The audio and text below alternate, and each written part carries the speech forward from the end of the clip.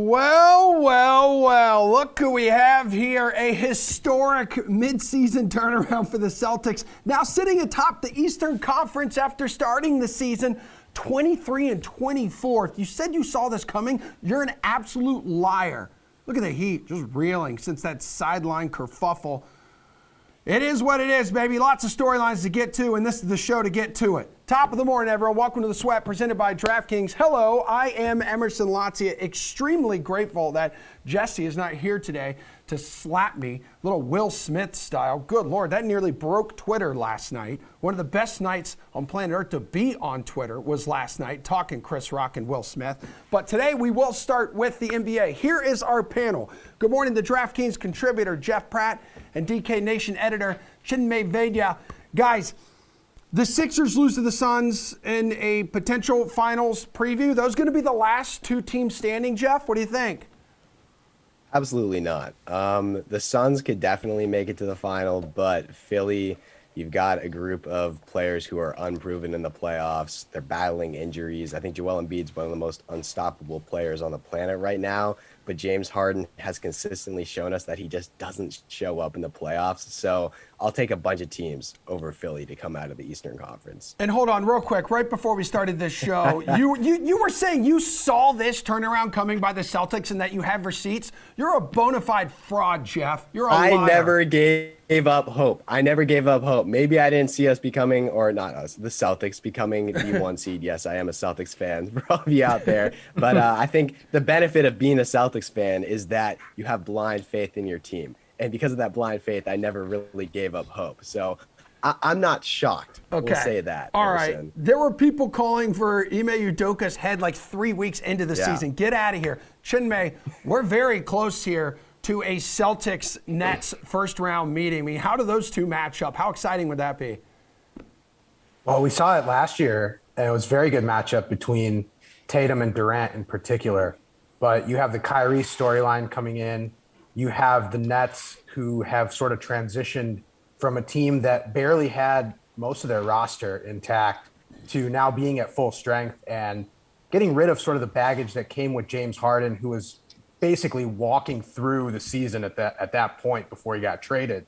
If Ben Simmons comes back in, then maybe the Nets become the most dangerous lower seed in the playoffs. But I think the Celtics have done an amazing job turning things around, 22-3 since they were sitting at 500, which is just unheard of at that point in the season. Usually guys have thrown in the towel at that point. So it's interesting to see how one team on the West Coast has sort of given up and one team on the East Coast has decided to turn things around. So it's been a nice juxtaposition there between the two sort of glamour franchises of the NBA, if you will. Yeah, 29-7 since January 7th. Also, Kyrie playing in his first home game over the weekend. That was a loss. Dude was cold, 6 of 22 from the field, but also said he's going to stay with Brooklyn.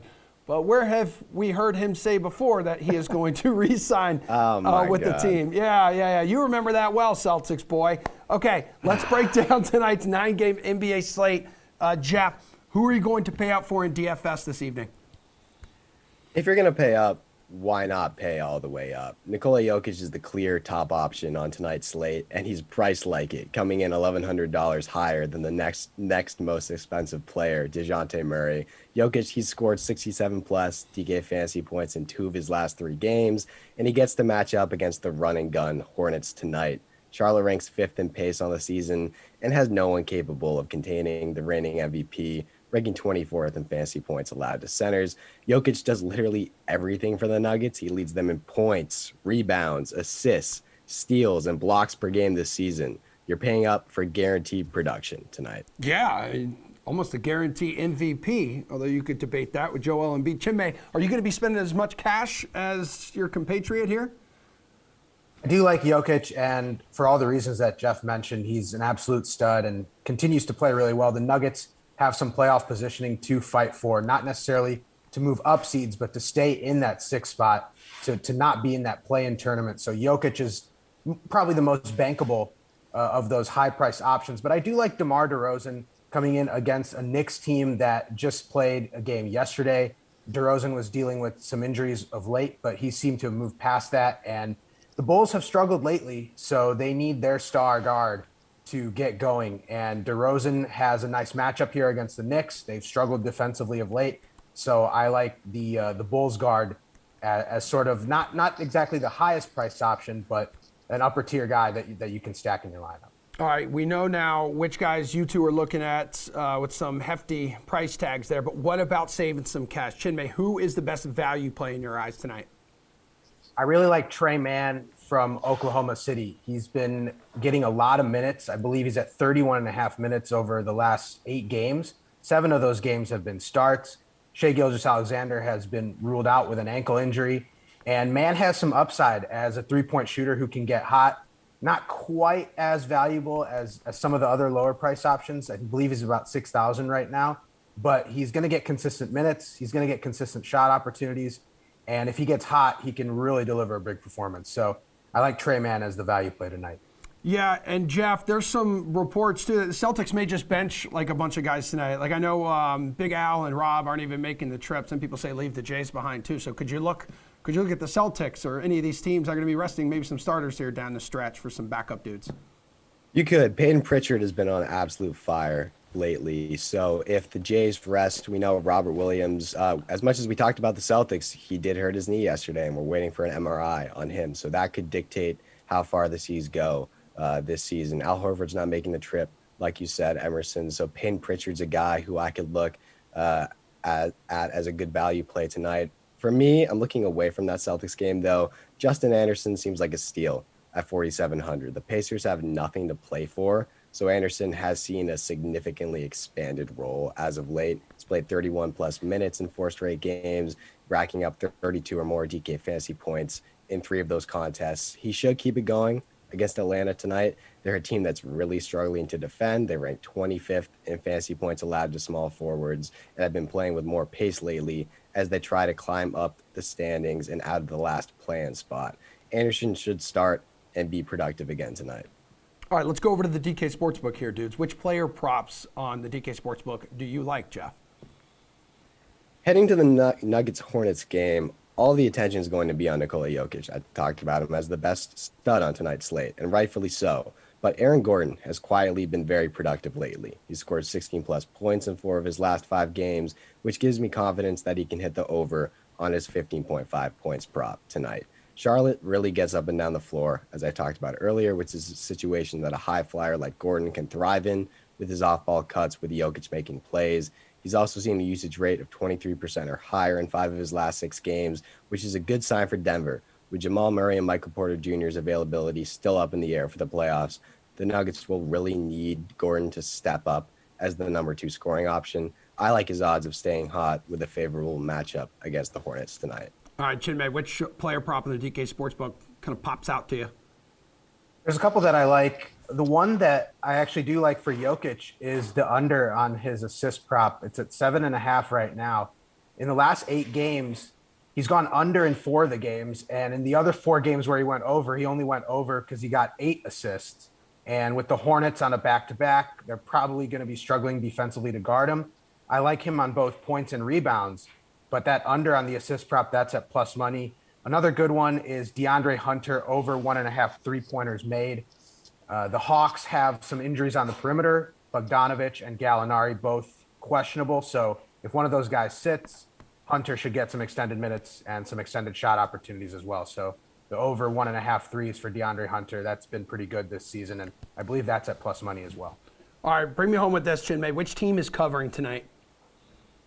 I like 2 teams to cover tonight. Both are favorites. I like the Nuggets to cover against the Hornets, and I like the Bulls to cover against the Knicks. Not anything crazy out there, just the better teams going up against some tired legs on back-to-backs. Give me the Nuggets and the Bulls against the spread tonight. Jeff, talk to me, Goose. I'm honestly not a fan of most of the favorites on tonight's slate. I like the Bulls and the Nuggets, though, as well, just like Chinmay said. I feel somewhat confident that the Spurs can take care of business and cover the 7.5 spread against Houston. That's a pretty large spread, but the Rockets have been playing as of late. They're kind of hot and cold. The Spurs are really finishing their season strong. I'm really focusing on San Antonio in this matchup. They've won 3 straight, including 2 close ones over Golden State and New Orleans, and a dominant win over Portland, which you can take with a grain of salt because everyone is dominating Portland as of late. But you can focus on the Warriors and the Pelicans wins instead of that. The Rockets ranked dead last in defensive rating this season, so I expect DeJounte Murray and company to keep rolling tonight. All right, boys. Fantastic job. We have an AL East preview still coming up, but right after this quick break, Colin Sherwin is here. Who knows where in the world Colin Sherwin is? Vegas? He's on his way to New Orleans? Who the hell knows? We're going to find out after this because we got ourselves a March Madness preview. The Cinderella run is over.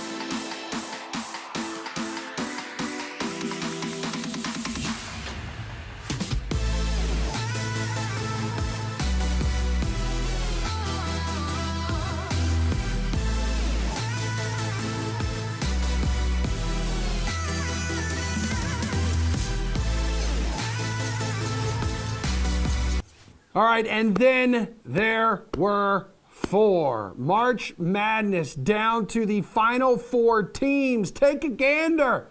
Look at this. Duke, North Carolina will be meeting for the first time ever. You may have heard this over the weekend in the NCAA tournament.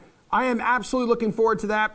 Unfortunately, North Carolina ending the Cinderella run of St. Peter's, and then Villanova and Houston deciding who can score the least amount of points and still win. That was something else, wasn't it? Let's go. Colin Sherwin, what's up, dude? Good to have you here. You are still out in Vegas kind of doing your thing. How you feeling? Biggest takeaway this past weekend was what? That the right teams are probably in this Final Four. Yeah. North Carolina is certainly the hottest team. I think Kansas is the best team. I think Duke has somehow found a little bit of magic here down the stretch. And I think this is going to be a great Final Four. Boys, look at those ticket prices. I don't know if you guys have seen, but the ticket prices are about double what they normally are for a Final Four. So, yeah, a lot of people, there's a lot of interest in this. I think some of that is Coach K versus UNC. Yeah. But, and Villanova just does what Villanova does. And it is incredible to see that team just continue to grind it out every single day with a bunch of guys that are well into their mid-30s and have played about 500, 600 games of college basketball at this point. I mean, listen, I was a little fatigued most of Sunday just laying there on the couch, but I made sure to wake up, and because I wasn't quite sure if I was going to see history here with this year's Cinderella with St. Peter's. And, you know, that was a great story. It's unfortunate that it's over, but where do you kind of rank them in terms of Cinderellas that we've seen in the past? So they're going to finish top 25 in the country in defense this year, adjusted for their schedule. So they could really guard people. I give them full credit for that. But what they can't do is score. And I think that they just sort of drew a few matchups that really sort of favored them. And quite frankly, Purdue choked. So for them to get to the Elite Eight, full credit to that team and to Shaheen Holloway, who is already off to I believe we said this on Friday, that he might be the head coach at Seton Hall by Monday. He was the head coach at Seton Hall by Sunday night. So tremendous job by St. Peter's. The money that comes in from this should really help them build their program. They're going to get 4 NCAA tournament units instead of 1 for the next 6 years, and that's a big deal. But they weren't that great a team. I think of the Cinderellas that I've seen in my lifetime, I think that Dunk City team from Florida Gulf Coast back in 2015, 2016. Yeah, that was awesome. They were amazing because they were a legitimately good basketball team. They were fun to watch. They could score with anybody, and they were a lot of fun. Defense, not nearly as good as this St. Peter's team, but I think that was probably the best Cinderella that we've seen in recent years. But full credit to St. Peter's. And hopefully this is something that they can build on even with a new coach to get their program heading in the right direction. Yeah, for sure. So that was yesterday, but let's go back to Saturday here because Villanova kind of grinds out that win. So they're going to be headed to New Orleans. I think the total in that one was around like 128. They went well below that against Houston. So was this just like a really poor shooting night? Colin, or is that the way Villanova likes to play, and something we should be aware of here in the Final Four, because they also will be without one of their best players? Yeah, Justin Moore tore his Achilles very late in the game, and that is just a huge, huge blow for Villanova. I really think it affects their ability to possibly go through and get by Kansas. That is their second leading scorer, and a guy with a ton of big game experience who's just not going to be able to play. So that's tough. But that is exactly how Villanova wants to play basketball, especially against a team like Houston that does not score a lot themselves.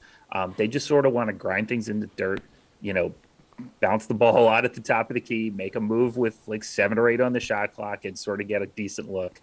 And then a lot of times they're not going to get a ton of offensive rebounds either. So the other thing they do is they force a lot of one shots. They do a really nice job on the defensive glass, forcing you only to getting one look. And so that's just kind of how Jay Wright's been playing basketball at Villanova for 15 years now, give or take, somewhere around there. They've won 2 national championships under them. They've gone to another Final Four. It works. It's not always beautiful. It's not always fun to watch, but man, is it effective. So yeah, I really like some unders this weekend. I think that Kansas team will try and speed them up, especially without Moore on the floor, though. Yeah, and we're getting closer here to like a Coach K like fairy tale ending. Just a couple wins away, which would be kind of incredible, considering like the way the regular season ended. So they'll be able to get some payback against UNC. But in terms of that game against Arkansas, like what the heck happened to the Razorbacks in that one? I think they just ran out of gas. When Arkansas can't shoot, the problem with being a team who can't shoot is if you can't shoot and you're trailing, you start shooting threes and you're not very good at it, and then you just keep forcing, and it layers on top of itself over and over and over. And so I think that's kind of what happened here with Arkansas. A tremendous defensive team that gave great effort all year. They were one of the teams that, quite honestly, I did make a few bucks on more than any. About TCU and Arkansas were the teams I think I made the most money on this season. They just ran out of gas at the end, and that's okay. What Eric Musselman has built, it seems pretty sustainable. He's got a system and a program in there. I think Arkansas is going to be fine in the long run. Just not enough ability to score. They're not getting the level of talent yet, and it's going to take some time for them to get some elite talent that can defend and run the system that they run, which is such high pressure, but also be able to put the ball in the hole.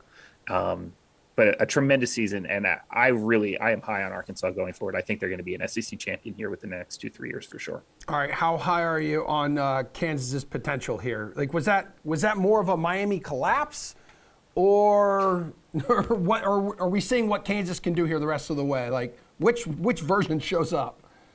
I think Kansas can do the rest of the way. I think they're a really well coached. This is not the most talented Kansas team, but I think they're really well coached and they play well together. The other thing that Miami who had been tremendous offensively, but they're really good from 2-point range. They started taking a lot of threes, and they felt like they had to because they got a little bit behind. Kansas went on a mini run. Miami starts taking some shots, and all of a sudden I looked up, and in the second half they were like 0 of 11 from 3 at one point, and I'm like, they're done. I mean, you got to make shots. This is college basketball, and the wheel of random is very, very high. So the margin between victory and defeat sometimes is just whether a couple of shots rim out or not. For Miami, they miss some. Kansas makes some. Miami starts to press a little bit. When they start to press, they don't have the ability to really force. And they were taking some forced shots as well. They were really trying to force some threes. It's not their game. They got a little bit out of sync. You can give some credit to Kansas for that.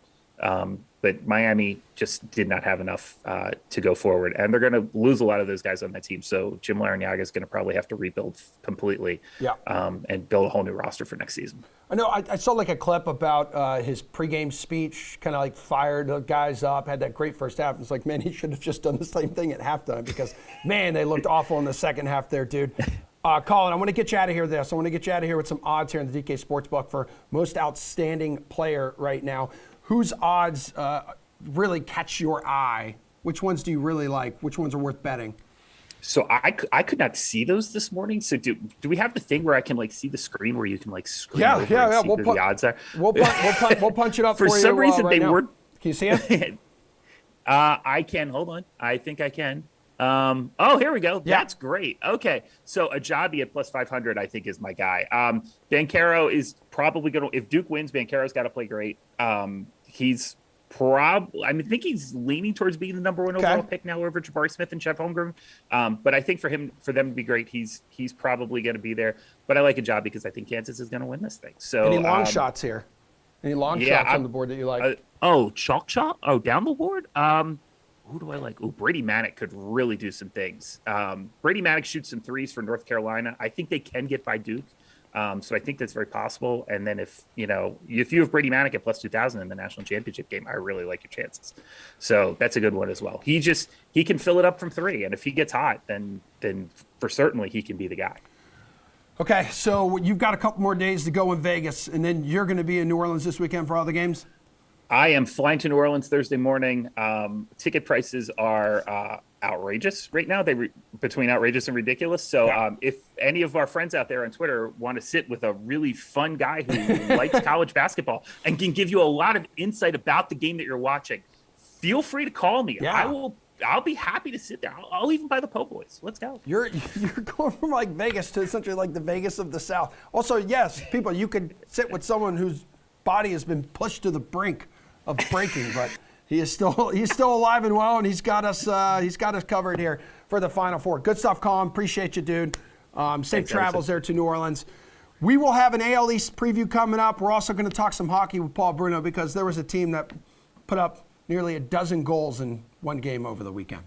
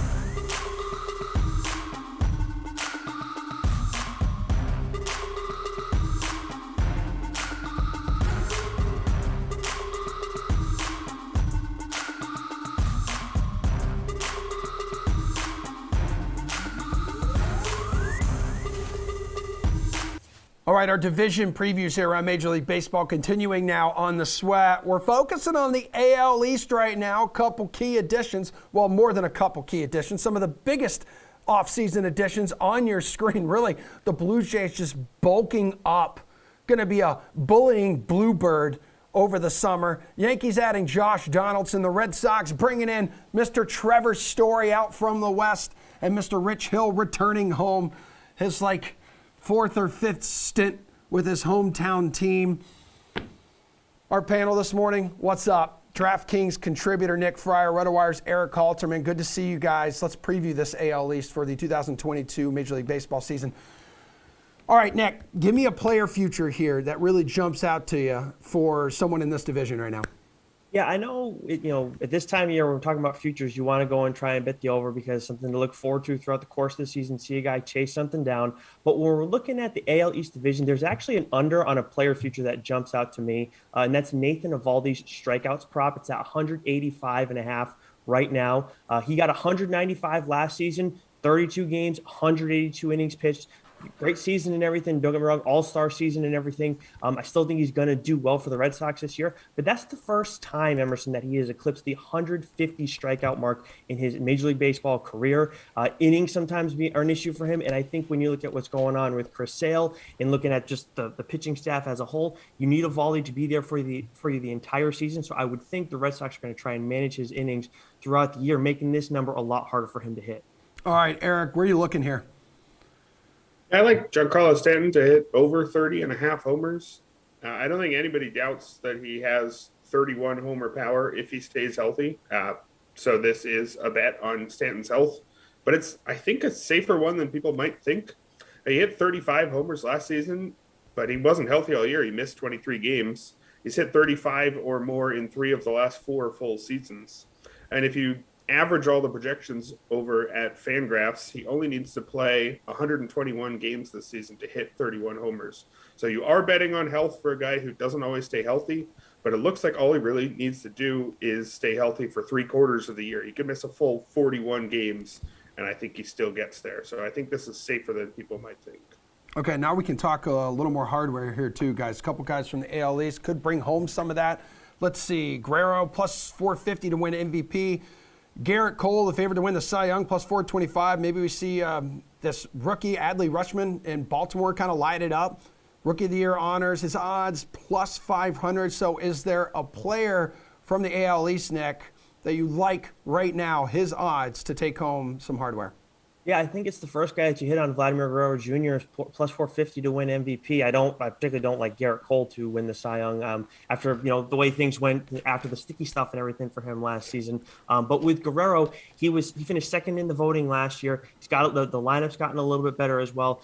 They're coming off a frustrating season where they didn't make the postseason, but they still played very well. Easily could have made it in any other year. And then, you look at the other two guys that are ahead of Vlad Jr. right now in the odds when it comes to MVP, Shohei Ohtani and Mike Trout. We've seen it in the past where you have two MVP caliber guys, and they're going to steal votes from one another. Every year, you have some people saying that Mike Trout is the best player in baseball. He should win the MVP every year. I think it should be the best player in that given season. And just because Trout's the best player in baseball right now doesn't matter. Shohei Ohtani, though, now is kind of coming to that same conversation as Trout because he pitches so well. So I think that they're going to pull votes from one another, which should benefit Vladdy Jr. this year. Yeah, look at that. Shohei, Trout, Vlad, and then a big drop off to Aaron Judge at plus 1,600 in that department there to win AL MVP. Eric, is there a guy who stands out to you, someone whose odds you'd like to jump on right now?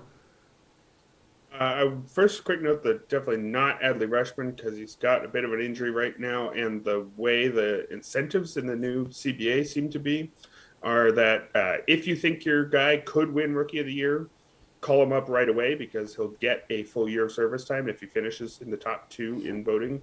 So even if you're trying to steal a year of free agency by keeping him down for 2 weeks, just bring him up right away. But if you're not going to bring him up right away, call him up late enough that he has no chance of winning Rookie of the Year so that you get that extra year of service time. And I'm pretty worried that may happen with Rutschman, so I'd avoid him even if I like the talent. Yeah. I think Nick was right on it with Vlad. I think he'll also have some of that narrative there in that he was very close last year, and voters sometimes like to say, well, it's close between Vlad and Ohtani again this year. We gave it to Ohtani last year. Let's give it to Vlad now. So I think he's correctly priced there. I don't hate Garrett Cole either, though. I think his second half wasn't quite as bad as some people think. He did struggle, I think, initially after the crackdown. But if you look at overall, especially his underlying numbers like strikeout and walk rate, were not much of a drop-off. So I think both he and Vlad are correctly priced as top-tier options. Yeah, Adley's expecting to miss maybe 2-3 weeks with a triceps strain. So speaking of the Orioles, 4 of the 5 teams really have odds indicating that they are likely to make the playoffs. So sorry about that, Orioles fans. But is it possible here, Eric, that Yankees, Rays, Jays, and Sox all make the playoffs this season? We do have an expanded postseason now, 12 teams total. It's absolutely possible. I think if you were to ask me who are the 6 best teams in the American League, I would include all 4 of those, plus the White Sox and the Astros. The thing is, for all 4 of the AL East teams to make it, you'd have to have things not go wrong for any of them. And I think the odds are when you're talking about 4 total teams, things are going to go wrong for somebody. And there is a tier of pretty decent contenders in the Twins, Mariners, and maybe Angels. I would expect one of those teams to pass whichever the AL East teams gets hit hardest by the injury luck or bad luck in general, especially because the AL East teams are going to beat each other up. So I do think they are the 4 of the 6 most talented teams, but it's very likely that one of them will fall apart and have a very disappointing 80-win season. Okay, Nick, you see 80% of that division making the postseason? It's wild, but looking at what happened last year, you had 3 90-win teams in the same division. I think when you look at the bottom of the barrel of the American League, including the Orioles, who all these teams are going to see as 18 or 19 times in the course of the season, I think they're going to beat up on a lot of those teams. You look at these offenses, and obviously the Rays, it's a lineup that maybe you would question, any given year on any other team, but it's the Rays. They know how to win ball games. They know how to construct a roster better than anybody pretty much. But yeah, I agree with Eric. Like, it's the White Sox coming out of the Central. We think it's going to be the Astros coming out of the West, unless you're talking to Steve. But then again, Seattle is going to be that team that's going to be nipping at the bottom team's heels when we're talking about the Red Sox, Jays, Braves, and Yankees. In the wild card, I think the Twins also are kind of a long shot. But that being the case, Eric's right that something could go wrong with one of these teams or a couple of these teams, but something could go wrong with the Twins and the Mariners as well. So I still think, the Twins and Mariners, but I still think that it's going to be these 4 teams coming out of it, with the Mariners maybe making one team sweat. I mean, you mentioned like the teams that just absolutely crushed it in the win column last year. Nick, which team do you see going over their win total this season? Yeah, I mean, when we look at the Blue Jays and the Yankees, they're a little bit higher. They're over 90 on theirs. And I know the Rays, to get the over, they have to hit 90 wins. But I think asking the Rays to do that on any given year, like over these past few years, I have no problem backing them for that. And I think the Red Sox, too, at 85.5, the lowest of the 4 potential playoff teams in this division. I like that one a lot as well. I understand the concern with Chris Sale, but you didn't have him a lot last year either. You added Trevor Story, and I understand the concerns about him and, moving from Colorado to Fenway, but as much as Colorado's one of the easier parks to hit in, Fenway also has revived right-handed hitters' careers. I remember with Mike Lowell, it was huge for him at first. Also a former third baseman for the Red Sox. You have the rest of these ballparks too. A lot of easy ballparks to hit in when you're looking at Yankee Stadium, Camden Yards as well. So I do think that the Red Sox are going to hit. So I think if you're looking for 2, the Red Sox and the Rays are the overs to take in this division. Yeah, Eric, I mean, last year, odds makers definitely underselling or had very low expectation for the Red Sox, which they clearly exceeded. Yeah, I think they're a fine bet, mostly because they are the lowest here. I think I might say they deserve to be the lowest, but not by much. I think they're okay. But my favorite here is the Rays over 89.5, even though they're the only one of the teams that the projected standings at both Fangraphs and Baseball Prospectus pretty conclusively are saying should go under here. And I know I refer to those projections a lot and generally trust them, but I'm willing to bet that the Rays are that mythical projection beater because of the depth and flatness of their roster. With other teams, if they lose a star, they're losing 4 or 5 wins. But the Rays, for one, they don't have quite as many of those truly elite star players. They don't have as many wins to lose from any given injury, and their replacements are better. So they could lose a guy and maybe only lose 2 wins, whereas if the Yankees lose one of their best players, they're losing 4 or 5. With that deep roster, it also means that the guys who play above their projections this season, they'll get more playing time. The guys who play below their projections, they'll fall out down the depth chart. So those projections are really looking at median seasons for everyone and giving everybody a median amount of playing time, but that's not actually what happens in real life. And I think that's why the Rays are consistently able to win 90 wins. They won 90 for 4 straight years if you prorate their 2020 record. And I think there's no reason to bet against them getting 90 again here. Nick, it's never too early for predictions, so go ahead and tell me who's winning this division. Yeah, I know the Jays are the favorite, and that can be the chalkier play here. But I mean, we're just worried about winning right now. We're not worried. It's not DFS or anything like that. So chalk doesn't necessarily matter. And still plus odds. I still like the Jays. They add Kevin Gossman in the offseason. You get a full year of Jose Barrios, and then you have Chapman as well as additions. But if you're looking for a higher value, I do think the Rays are the better way to go in terms of Rays, Yankees, Red Sox outside of the favorite at plus 320. Of course, Eric highlighted a lot about how good the Rays have been over the past few years and talking about their roster and everything. So I do think the Jays are the way I want to go. But if you want to go for a little bit more of a payout potential, the Rays are the pick here. Okay, Eric, you look at it the same?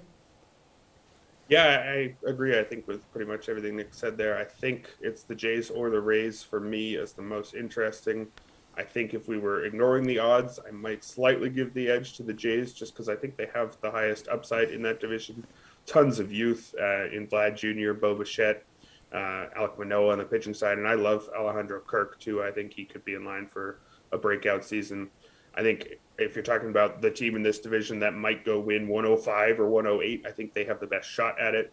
But again, the Rays, they just always get it done, and the downside there is so low. I think with that depth of the roster that I was talking about, I think they're the steady option. And if you're looking at the odds, their odds are much better than the Jays, or at least enough better that I think that makes them the best bet, even if I would slightly prefer the Jays, all else being equal. Yeah, and as you guys have laid out like multiple times in this segment, like this should be a great race in the division. Like this should be an awesome division to watch all season long. But let's take it one step further right now. You can bet on division trifectas. So we know who you like to win the division, as you just mentioned. But give me your second and third place teams for your AL East trifecta bet, Eric.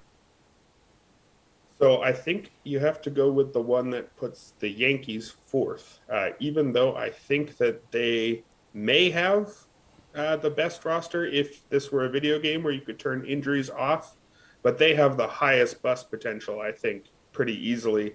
Tons of injury proneness in that roster with Giancarlo Stanton, Josh Donaldson, Aaron Judge, and tons of guys who could just get old with Donaldson again, Anthony Rizzo, DJ LeMahieu, Aroldis Chapman, all of them, if they were just significantly worse this season because of their age, I don't think it would surprise people. There's so many ways things could go wrong. And if you look at just say a Garrett Cole injury, I think hurts that team much more than anybody else's ace going down. So I think even though they're a very talented team, they're the ones who have the most paths to finishing in fourth. So I would go them fourth, Red Sox third, and Rays or Jays in either order, depending on which odds you like more. I guess ignoring the odds, I would go slightly Jays in advance of the Rays, but I think either one would be the way I'd be happy to go here. I mean, Nick, he's got a point here with like injury concerns with the Yankees. Let's also think here too with the lineup. Could be without 60% of its production here whenever it plays in Toronto because of the whole vaccination thing. Yeah, that's a good point too. I'm with Eric on this one though. The Yankees would be out of the number 14 for me in the division right now. I think I go Jays, Rays, Red Sox. If you're talking about a trifecta bet, I just think when you look at the Rays and what they do year in and year out, you have to respect that their level of consistency and how they approach the building the roster and approaching the regular season. The Jays have the most potential, I think, offensively. Their pitching staff has been bolstered too, and I think the Red Sox.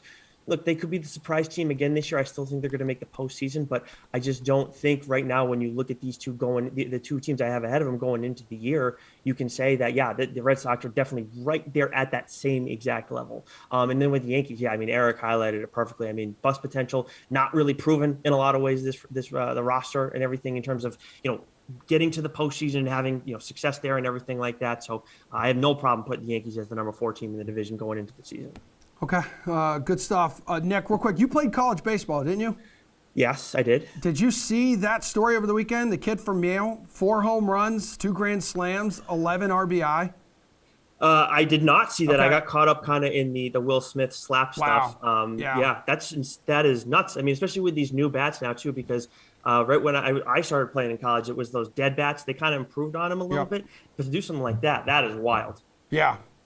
Okay. Not a shocker there. You were a little distracted by the Will Smith fiasco. I don't know why you now are trying to take shots at me. I'm not trying to take. No, I'm not trying to take shots. Okay. I'm just saying. I know you were a huge, highly successful college baseball player. I thought you would just be on top of this news. I think if I was doing that, we wouldn't be here right now. Very, very true. Yeah, you'd be playing for your hometown Red Sox.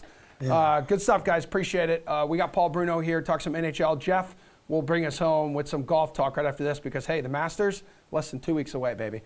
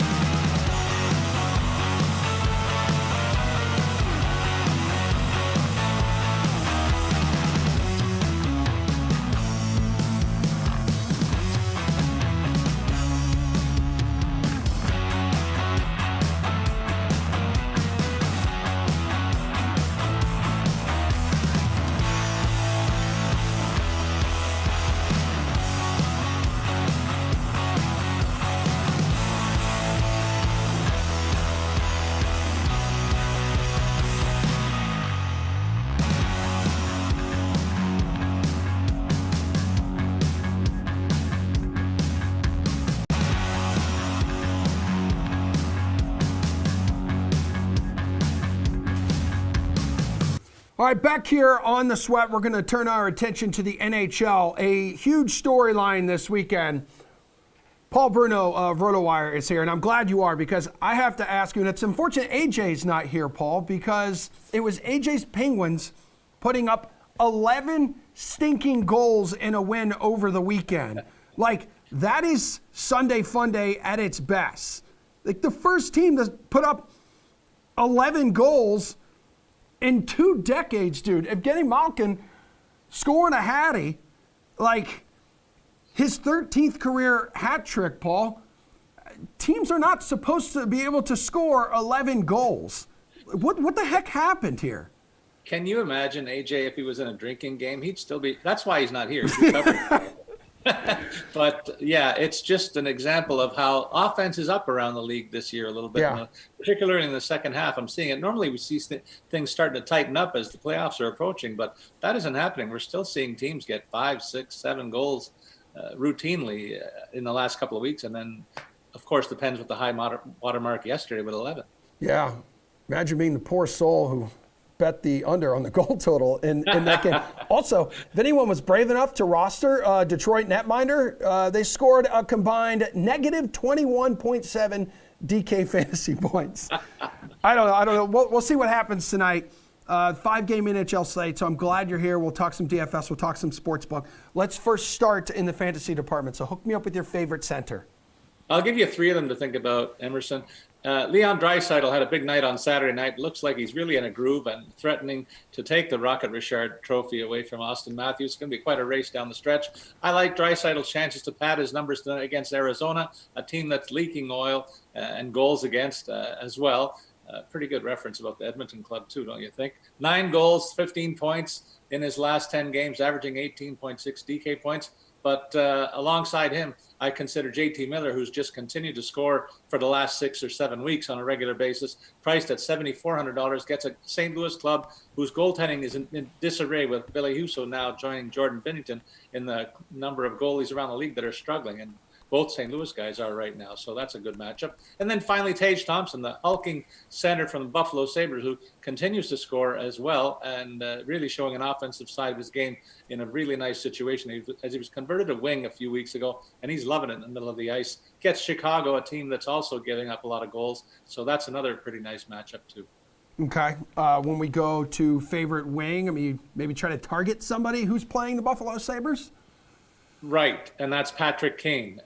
Good segue. He is a Buffalo native, of course, so he gets up for the games in against his home base club, and so $7,400 is the price tag. He's got 22 points in his last 10 games played, 30 shots on goal, still a prolific scorer, despite the fact that Chicago's pretty much waved the white flag on this season. He's still in it to win or threaten the scoring race, so a good play there. And then below him, back to the Edmonton matchup, Evander Kane for $6,600. I look at a stat here on him to see if he's engaged, and he's got 38 hits in his last 10 games, along with 37 shots. That tells me he's in it to make an impact every night, and he's part of a big Edmonton offense that's rolling right now. So a good play tonight for a guy who's got 7 goals in his last 10 games in that matchup.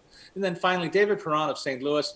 I think it's going to be a goal fest in that game against Vancouver, and Perron has been the hottest goal scorer of late around the NHL. 10 goals and 14 points in his last 10 games, 38 shots on goal for him in that stretch as well. All right, man. So as we go to the blue line here, I know on a slate with a lot of like big names like on defense are not playing.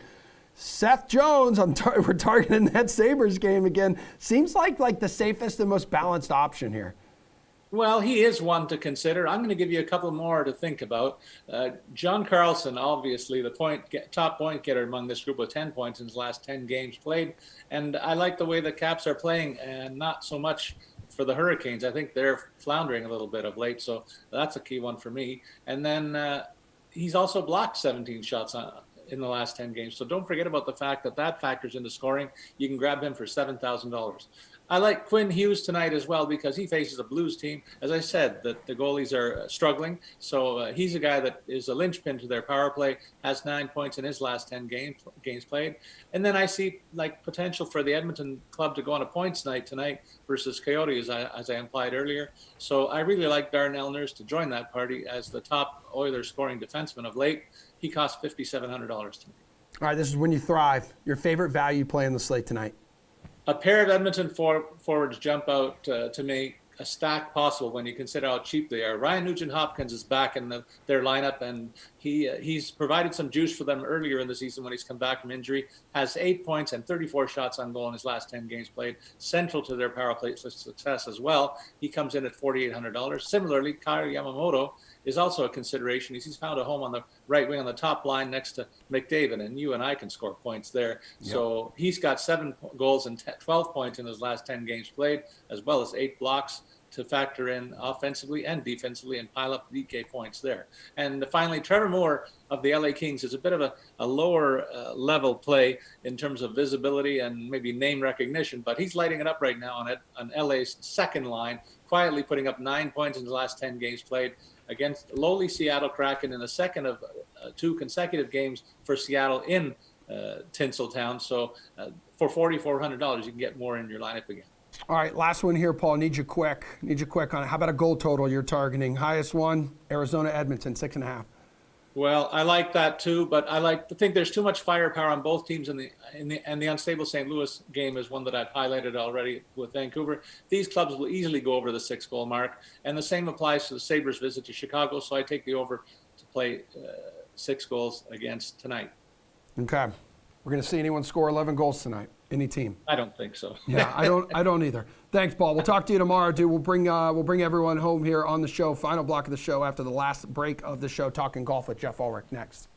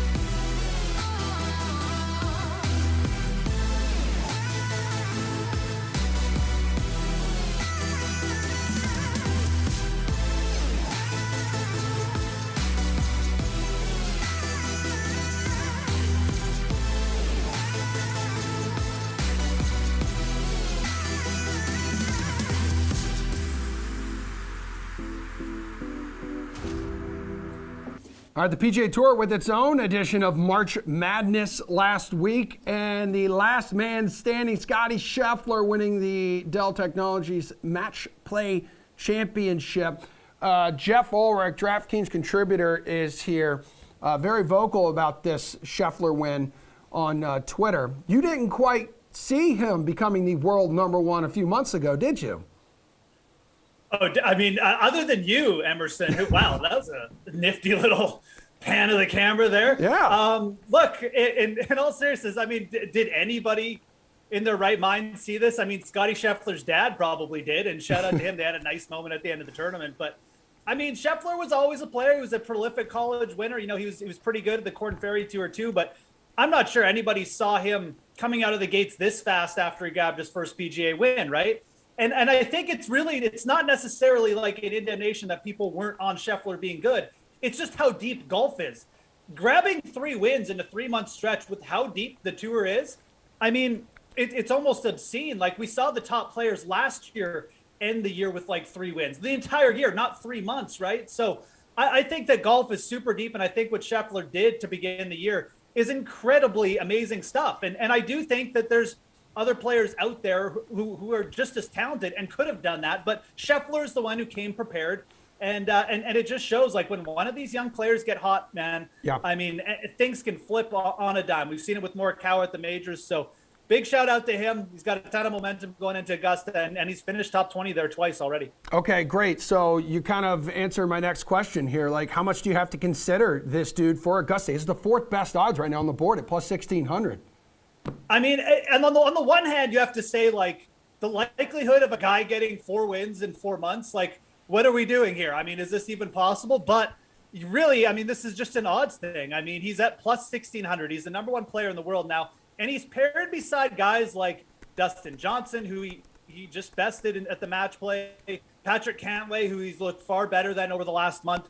It's hard for me to sit here and say you shouldn't have at least some interest in betting Scotty Scheffler next week. Now, personally, I do think, like Augusta, it is all about the prep. And I do think that, sort of, hitting at these other tournaments, will it affect him a little bit negatively? I do actually think that. I think when you see the winners at Augusta, it's just a slow buildup. We saw it with Hideki last year. He didn't come in with the win, but he was a slow build, and it typically just peaks at Augusta. And I think these veteran players, guys in their later 20s, early 30s, even later 30s, they're just really good at doing that. I would be more akin to betting a player like Rory McIlroy at plus 1,400 rather than Scotty Scheffler. That's just me. But the odds on Scheffler right now, they're absolutely fine if he's your flavor of the month right now. Yeah, you mentioned like 4 wins in 4 months, like how crazy that would be. I mean, that's like Tiger Woods-esque. And by the way, Tiger, not on the past winners, not playing list at the Masters. So, like, the longer he remains on the Masters participant list here, Jeff, the more speculation will grow about him coming back.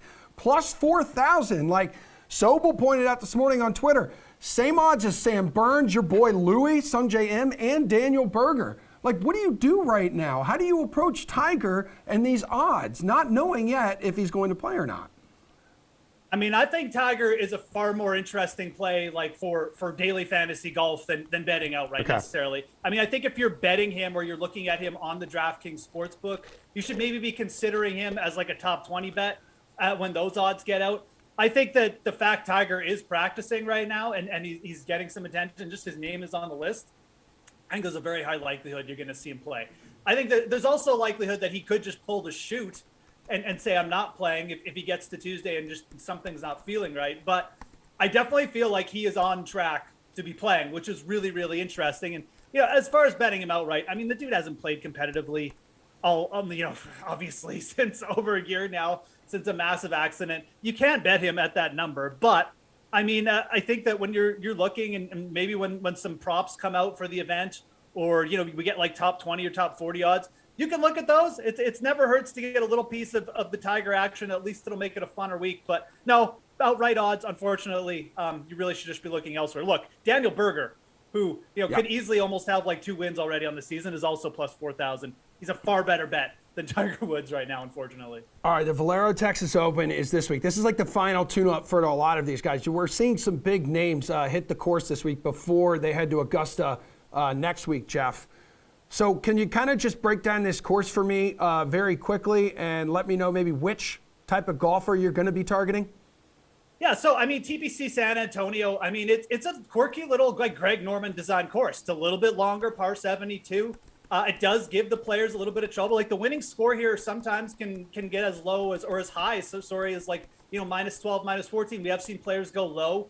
I think Corey Connors won here at 20 under par. Jordan Spieth got to 18 under last year. But it's one of those courses where you could say, like if you're driving it straight and you're really hitting the ball great, that's good. But it does. We have seen like shorter hitting players perform well here. Jordan Spieth, not the longest off the tee, not really his best asset. He won here last year too. So if you get really hot with your irons and around the greens, you can sort of, you can definitely compete here. And it's not in a course where you necessarily have to do any one thing great. It's what you call like a really solid all-around test. So Greg Norman, maybe not the PGA Tour's favorite son right now, but he's definitely designed like a very interesting, a very good PGA stop, in my opinion. I think this is kind of an underrated venue. Like I said, a bit of a longer par 72. The par 5s are not easy to score, and it's got some longer par 3s and par 4s as well. So a tougher test heading into Augusta. It's a very good course for guys to get, a tune-up in. And I think that's important. You see guys like Rory, Hideki coming here. There's a reason. This is a bit of a tougher course.